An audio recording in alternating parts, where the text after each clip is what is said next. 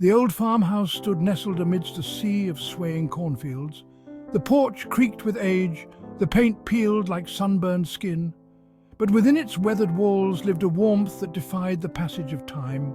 It was a home where memories whispered through the floorboards and laughter echoed from generations past. The scent of freshly baked apple pie lingered in the air, a comforting aroma that spoke of love and family. Outside, the sun cast long shadows across the dusty driveway, illuminating a relic from a bygone era. It was a car, its chrome dulled by time, yet it held a certain charm. It whispered stories of open roads and simpler times. The car had been in the family for decades, a silent witness to countless milestones, first dates and graduations, summer vacations and holiday gatherings. It was more than just a vehicle. It was a part of their history. Each dent and scratch told a story. Each faded photograph tucked into the sun visor a treasured memory. The old car was a reminder of where they had come from and the enduring strength of family bonds. It was a symbol of resilience, a testament to the enduring power of love and shared experiences. One warm afternoon, as the sun cast long shadows across the porch swing, the father called his son outside. There was a twinkle in his eye, a mixture of pride and nostalgia. In his hands he held a small, worn leather pouch. The son knew instantly what it contained, the keys to the old car. He had longed for this moment, yet now that it was here, a nervous flutter danced in his stomach. He looked from the keys to his father's face, searching for reassurance. "Father, son, this car has been a part of our family for generations." He paused, handing the keys to his son. "Father, now it's your turn to write its next chapter." The son took the keys, his fingers trembling slightly. The leather was soft and worn, molded by the countless times his father had held them. He realized that he wasn't just receiving a car, he was inheriting a legacy, a responsibility to honor the past while embracing the future. "Father, I know you're eager to set out on your own, to make your mark on the world," his father continued, placing a hand on his son's shoulder. "Father, but remember, just like this old car, your worth comes from within." The son looked up at his father, his brow furrowed in thought. "Son, what do you mean, Dad?" he asked, his voice barely above a whisper. "Son, it's just an old car." "Father, this car may be old, son, but it's still got a lot of life left in it, just like you." He gestured towards the car, its faded paint gleaming in the afternoon sun. "Father, people might try to tell you it's not worth much, that you should trade it in for something newer, something shinier." He paused, letting his words sink in. "Father, but don't listen to them. Your worth isn't determined by what others think. It comes from within." The son, filled with a mix of excitement and uncertainty, decided to see how much he could get for the old car. He thought perhaps he could use the money to buy something newer, something that wouldn't draw as many curious stares. He drove to a used car lot on the outskirts of town, the old engine sputtering slightly as he navigated the unfamiliar streets. The salesman, a slick-haired man with a practiced smile, barely glanced at the car before shaking his head dismissively. "Salesman, not worth much, son. Nobody's interested in these old clunkers anymore. They're gas guzzlers, unreliable, a dime a dozen." He offered the son a pittance, barely enough to buy a decent bicycle. The son was taken aback. He knew the car was old, but it ran well. It had character. It held memories. He politely declined the offer and drove away, the salesman's words echoing in his ears. "Salesman, not worth much. Nobody's interested. A dime a dozen." Undeterred, the son decided to try his luck at a pawn shop in the next town over. He figured they might appreciate the car's history, its vintage charm.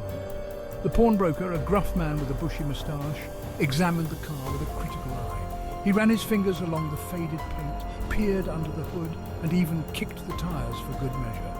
After what felt like an eternity, he finally straightened up, a look of disinterest etched on his face. Pawnbroker. "Tell you what, kid, I'll give you a couple $100 for it. Best I can do. It's more trouble than it's worth." The son was starting to feel defeated. Everywhere he went, people seemed to see only the car's flaws, its age, its perceived lack of value. He began to doubt his father's words. Maybe they were right. Maybe the car was just an old clunker. Maybe he should just cut his losses and sell it for whatever he could get. Disheartened, but not defeated, The son was driving home when he spotted a sign for a classic car show at the county fairgrounds. He hesitated, unsure if he should even bother. But something inside him, perhaps a flicker of hope, urged him to pull in. He parked the car amongst a sea of gleaming chrome and polished paint, feeling a wave of self-consciousness wash over him. His car, with its faded glory and rusty edges, seemed woefully out of place.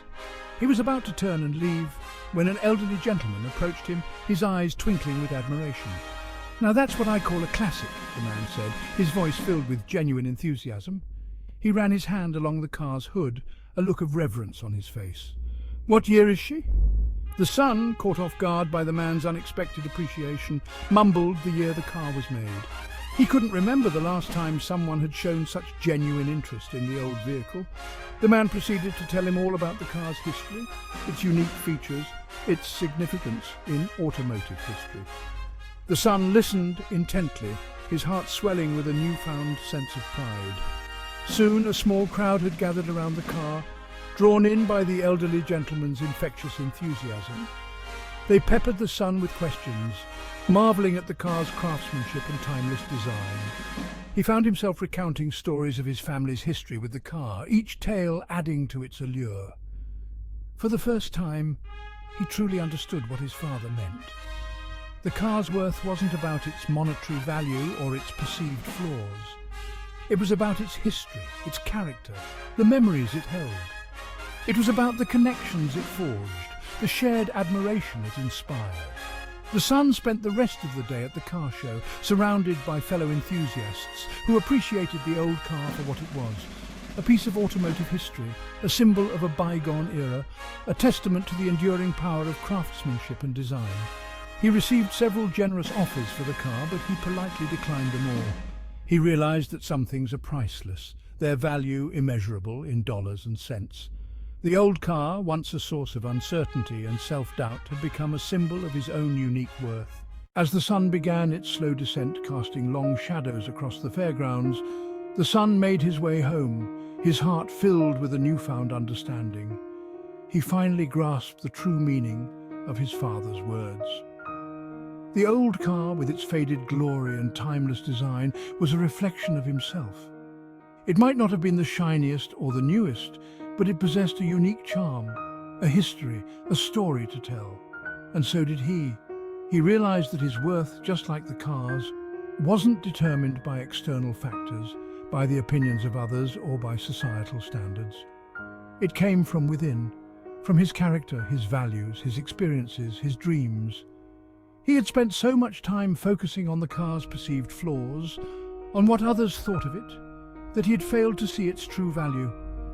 He had been so busy comparing himself to others, striving to meet impossible standards, that he had forgotten to appreciate his own unique qualities. When he arrived home, the sky awash in hues of orange and purple, he found his father sitting on the porch swing, a thoughtful expression on his face. The son walked over and sat beside him, the silence between them filled with unspoken understanding. "I get it now, Dad," he finally said, his voice thick with emotion.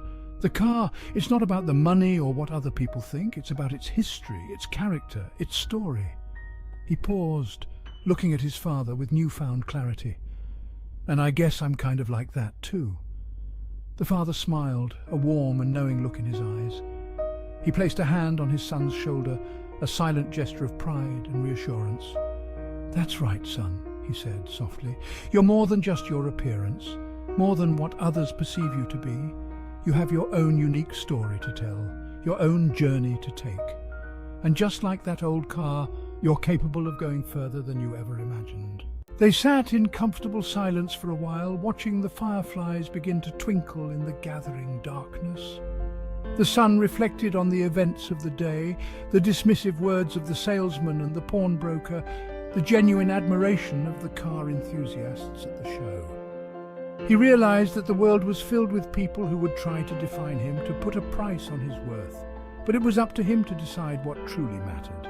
It was up to him to embrace his own unique qualities, to write his own story. "You know," his father said, breaking the silence, his voice filled with a lifetime of wisdom, "we often treat ourselves the way those first two men treated the car. The son looked up at his father, intrigued. "We let the world tell us what we're worth," his father continued. "We compare ourselves to others, focusing on our flaws, undervaluing our strengths." He paused, his gaze meeting his son's. "But the truth is, son, we are all priceless. We all have something unique to offer the world." The son nodded slowly, his heart filled with a newfound sense of purpose. He vowed to remember his father's words, to never again let anyone diminish his sense of self-worth. He would embrace his individuality, his quirks, his passions. He would define success on his own terms, not by society's standards. As the stars twinkled above them, the son realized that the old car had given him a gift far more valuable than money could buy.